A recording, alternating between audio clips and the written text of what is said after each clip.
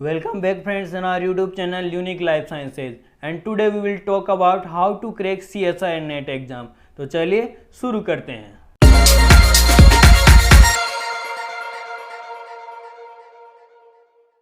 तो देखो how to crack CSI and NET exam series का ये चौथा और लास्ट वीडियो है। इससे पहले हमने एग्जाम पैटर्न एंड सिलेबस के बारे में, स्टडी प्लान के बारे में और इम्पोर्टेंट टॉपिक्स के बारे में अलग अलग वीडियो लेक्चर में बात कर ली है। यदि अभी तक आपने वो वीडियो लेक्चर नहीं देखे हैं तो आपको उनके लिंक्स डिस्क्रिप्शन में मिल जाएंगे, तो पहले आप उनको जाकर देखिए। और आज हम बात करने वाले हैं टिप्स एंड ट्रिक्स के बारे में। कौन सी बातें हैं जिनके बारे में हमें एग्जाम देते टाइम भी ध्यान रखना चाहिए, क्वेश्चन किस प्रकार से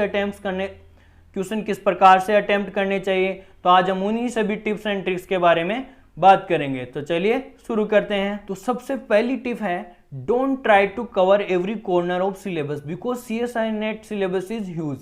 अब देखो CSI नेट एग्जाम का जो सिलेबस है वो बहुत ही बड़ा है। यदि आप पूरे सिलेबस को कवर करने बैठ गए तो आप पीछे वाले भूलते जाओगे और कभी भी आप पूरी तरह से तैयार नहीं हो पाओगे। तो पूरे सिलेबस को कवर करने के बजाय हमें सिर्फ इंपॉर्टेंट टॉपिक्स पर ही ध्यान देना चाहिए। इंपॉर्टेंट टॉपिक्स के बारे में मैं अलग से वीडियो लेक्चर बना चुका हूं। यदि अभी तक आपने वीडियो लेक्चर नहीं देखा तो ऊपर आई बटन पर क्लिक करके वो वीडियो लेक्चर देख सकते हो। Questions occurs from a certain topics, question होते हैं वो कुछ टॉपिक्स में से ही आते हैं। Analyse previous year question paper, तो लास्ट ईयर्स में जो एग्जाम्स लगी हैं उनके क्वेश्चन पेपर को सोल्व करना चाहिए, उनको एनालाइज करना चाहिए कि कौन कौन से टॉपिक्स बार बार रिपीट होते हैं। स्टडी स्मार्ट नॉट हार्ड, तो कभी भी बहुत ज़्यादा हार्ड स्टडी नहीं करनी है, हमें स्मार्ट स्टडी करनी है कि किस प्रकार से हमें नेट एग्जाम को क्वालिफाई करना है। तो यदि स्टडी स्मार्ट करोगे तो आसानी से क्वालिफाई हो जाएगी। नेक्स्ट टिप के बारे में बात करते हैं। दूसरी टिप है, they do not ask complicated questions, they ask question on simple concepts. देखो एग्जाम में बहुत ज़्यादा हार्ड क्वेश्चन नहीं आते हैं। सभी लोगों ने हवा बना रखी है कि बहुत ज़्यादा हार्ड एग्जाम होती है ये और बहुत ही कठिन क्वेश्चन पूछे जाते हैं। तो देखो ऐसा कुछ नहीं होता है। वो आपको बहुत ज़्यादा कठिन क्वेश्चन नहीं पूछते हैं, वो आपको क्वेश्चन पूछते हैं लेकिन सब सारे सिंपल कॉन्सेप्ट से बेस होते हैं। यदि आपके सिंपल बेसिक्स क्लियर हैं तो आप उनको आसानी से अटेम्प्ट कर सकते हैं। तो क्या करना होगा, हमें बहुत ज़्यादा डीप स्टडी करने के बजाय क्या करना चाहिए, clear your basics, don't do PhD in one topic. कुछ लोग क्या होते हैं एक ही टॉपिक में PhD कर लेते हैं, उसके चक्कर में क्या होता है दूसरे टॉपिक छूट जाते हैं। तो हमें बेसिक सिंपल कॉन्सेप्ट पर ज़्यादा फोकस करना चाहिए। बहुत ज़्यादा डीप स्टडी करने के बजाय हमें क्या करना चाहिए, अपने बेसिक्स को क्लियर करना चाहिए। डीप स्टडी भी करनी चाहिए लेकिन इसका मतलब ये नहीं है कि आप अपने बेसिक कॉन्सेप्ट को ही भूल जाओ। नेक्स्ट टिप है, अटेम्प्ट क्वेश्चन वाइजली। अब देखो एग्जाम में क्वेश्चन सोल्व करते टाइम हमें किन बातों का ध्यान रखना चाहिए। In section first and second mark if you know otherwise leave. अब देखो जो सेक्शन फर्स्ट और सेकंड होते हैं तो उनमें क्या होते हैं, यदि आपको क्वेश्चन आता है तो आप उसका जवाब दे सकते हो, उसको मार्क कर दो। और यदि नहीं आता है तो आप उस पर ज़्यादा टाइम वेस्ट मत करो। तो यदि आप उन्हीं पर टाइम वेस्ट कर दोगे तो आगे कुछ ऐसे क्वेश्चन हो सकते हैं जो आपको आसानी से आ रहे हो और वो टाइम कम होने की बजाय आपसे छूट जाएं। तो ऐसी गलती कभी ना करें। फर्स्ट और सेकेंड सेक्शन में यदि आपको कोई क्वेश्चन आ रहा है तो उसको अटेम्प्ट कर दीजिए और यदि आपको कन्फ्यूजन है तो आप उसको छोड़ दीजिए बाद के लिए। In section third analyse the question, read twice और थ्राइस।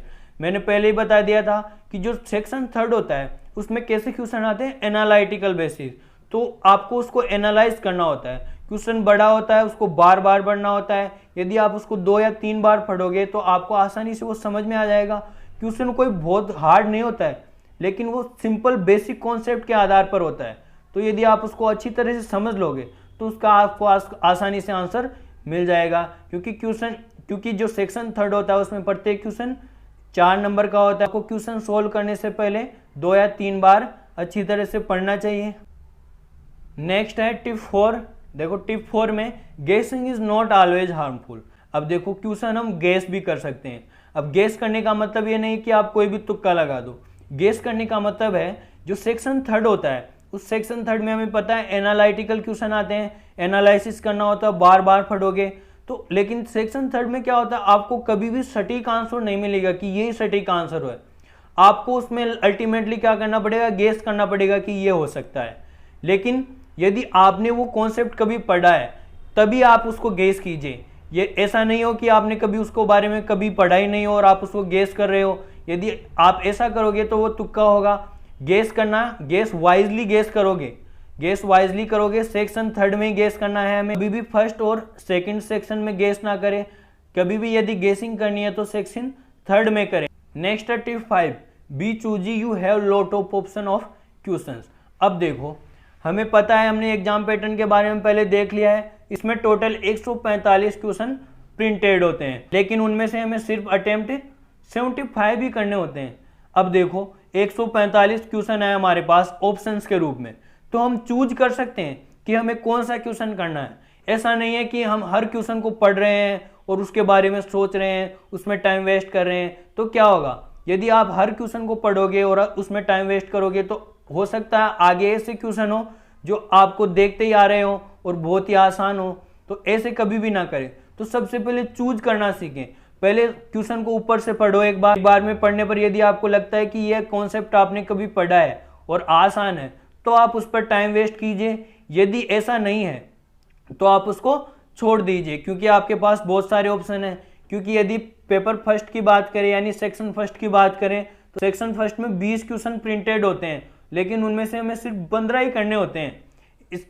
इसका मतलब आपके पास 5 ऐसे क्वेश्चन हैं जो आपके पास एक्स्ट्रा है। तो आप चूज कर सकते हैं कि आपको कौन से 15 करने हैं। जरूरी नहीं है कि आप पूरे 15 करो, आपके पास बहुत सारे ऑप्शन है। तो ऑप्शन है तो चूज कीजिए, क्योंकि यदि आप अच्छे तरह से चूज कर पाओगे तो आसानी से क्वेश्चन अटेम्प्ट कर पाओगे। नेक्स्ट है सेक्शन सेकंड। सेक्शन सेकंड में 50 क्वेश्चन प्रिंटेड होते हैं पेपर में, लेकिन आपको 35 ही अटेम्प्ट करने हैं। इसमें भी आपके पास बहुत सारे ऑप्शन है। तो ऐसा ना करें कि जो क्वेश्चन पढ़ा उसी को आपने मार्क कर दिया, यदि आपको आ रहा है या नहीं आ रहा है।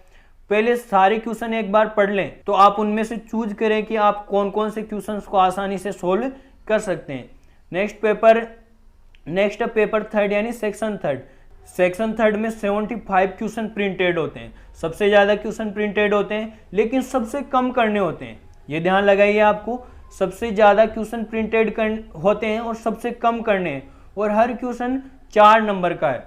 तो आप देखो यहाँ पर आपके पास एक क्वेश्चन करने के लिए 3 ऑप्शन है, तो 3 में से आप एक चूज कर सकते हो, क्योंकि आपको सिर्फ 75 में से 25 करना है। तो वहां पर आप चूजी बनो। यदि आप चूजी बनोगे, अच्छे से सिलेक्ट करोगे, यदि आपने कोई कॉन्सेप्ट पढ़ा है और उसके आधार पर कोई क्वेश्चन आया है तो आप उसको मार्क कर दीजिए कि आप ये क्वेश्चन आप बाद में अटेम्प्ट कर सकते हैं। कभी भी ऐसे नहीं कि पूरे क्वेश्चंस को पढ़कर सारा टाइम वेस्ट एक एक क्वेश्चन पर कर रहे हैं।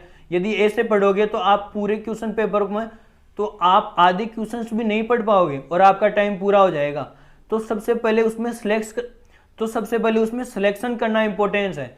जो अच्छी तरह से सिलेक्ट करता है वो आसानी से इस एग्जाम को क्वालिफाई कर पाता है। तो सिलेक्शन इज सबसे इंपॉर्टेंट है। वही क्वेश्चन सिलेक्ट करो जिनके बारे में आपने कभी पढ़ा और आप उनको आसानी से सोल्व कर सकते हो, क्योंकि आपके पास ऑप्शन बहुत सारे हैं इस एग्जाम में।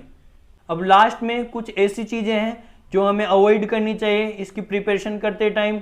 सबसे पहले है रेफरिंग टू मैनी बुक्स। बहुत ज़्यादा बुक्स पढ़ने के बजाय हमें इंपॉर्टेंट 1 या 2 बुक को ही अच्छी तरह से पढ़ना चाहिए। पीएचडी ऑन सिंगल टॉपिक, ऐसा ना हो, कभी भी ऐसा ना करें कि आप एक टॉपिक पर तो पीएचडी कर रहे हैं और बाकी के टॉपिक्स को आप देख भी नहीं रहे हैं। तो एक टॉपिक को बहुत ज़्यादा पढ़ने की बजाय सभी टॉपिक्स को आप बराबर टाइम दीजिए। नोट प्रिपेयरिंग कंसिस्टेंटली, मैंने पहले बताया कंसिस्टेंसी इंपॉर्टेंस है। ऐसा नहीं है कि आप 2 दिन पढ़ते हो और 1 दिन नहीं पढ़ते हो, फिर तीसरे दिन पढ़ते हो। तो इससे क्या होता है, हमारी कंसिस्टेंसी नहीं बन पाएगी, और कंसिस्टेंसी नहीं बन पाएगी तो हमारे जो कॉन्सेप्ट हैं वो कॉन्सेप्ट आप जैसे पढ़ते जाओगे वैसे वैसे भूलते जाओगे। नेक्स्ट है जस्ट रीडिंग नॉट थिंकिंग। अब बहुत से लोग कैसे स्टडी करते हैं, रीडिंग, तो वो रीडिंग करते रहते हैं, लेकिन ये रीडिंग नहीं है। ये जो एग्जाम है वो रीडिंग के बेसिस पर नहीं होती है, वो होती है एनालिसिस के बेसिस पर।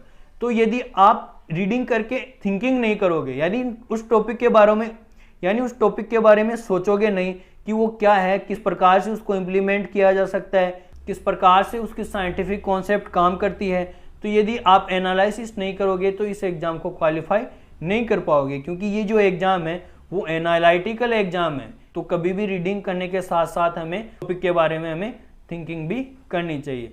और नेक्स्ट है नोट मेकिंग ऑन नोट्स। कुछ लोग होते हैं जो खुद के नोट्स नहीं बनाते हैं, दूसरों के नोट्स ले आते हैं, अपने दोस्तों के नोट्स ले आते हैं और उनको पढ़ते रहते हैं और उनको ही कॉपी करते रहते हैं। ऐसा कभी भी नहीं करना चाहिए। कॉपी करना कभी भी नोट्स बनाना नहीं होता है। सबसे पहले टॉपिक को पढ़ो, फिर आपको क्या समझ में आया उसके अकॉर्डिंग आप अपनी भाषा में उनको लिखो। जब तक आप अपने खुद के नोट्स नहीं बनाओगे ना, तब तक आप उस टॉपिक को आसानी से नहीं समझ पाओगे। तो कभी भी टॉपिक यदि आपको अच्छी तरह से समझ में आ गया हो, तब उसको अपने हाथ से अपने नोट्स बनाओ और अपने तरीके से बनाओ, अपनी भाषा में बनाओ। वही नोट्स सबसे ज़्यादा इंपॉर्टेंट होते हैं और वही नोट्स आपको एग्जाम टाइम में हेल्पफुल साबित होंगे। सबसे लास्ट है प्रोक्रास्टिनेशन। कभी भी प्रोक्रास्टिनेशन नहीं करें।